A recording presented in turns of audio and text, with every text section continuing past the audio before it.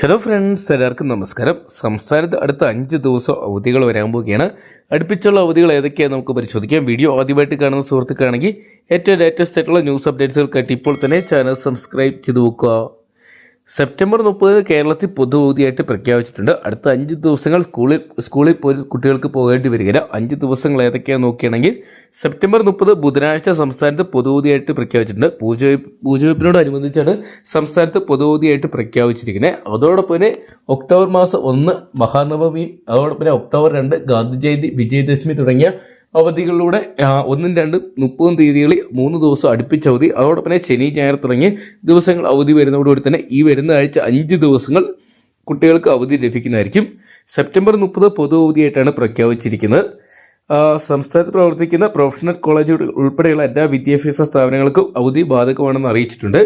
അതൊക്കെയുള്ള മഴ അവധികൾക്ക് ശേഷം ഒരുപാട് നാളുകൾക്ക് ശേഷമാണ് ഇപ്പോൾ ഇത് അടുപ്പിച്ച് ഇത്രയും ദിവസം അവധി വരുന്നത്. വരും ദിവസങ്ങളിലെ കൂടുതൽ അവധി അപ്ഡേറ്റുകൾ നിങ്ങൾക്ക് ആദ്യം തന്നെ അറിയണമെന്നുണ്ടെങ്കിൽ ഇപ്പോൾ തന്നെ ചാനൽ സബ്സ്ക്രൈബ് ചെയ്ത് നോക്കുക. വീഡിയോ ഉപകാരപ്പെട്ടെങ്കിൽ ലൈക്ക് ചെയ്യാനും ഷെയർ ചെയ്യാനും ചാനൽ സബ്സ്ക്രൈബ് ചെയ്യാനും മറക്കണ്ട.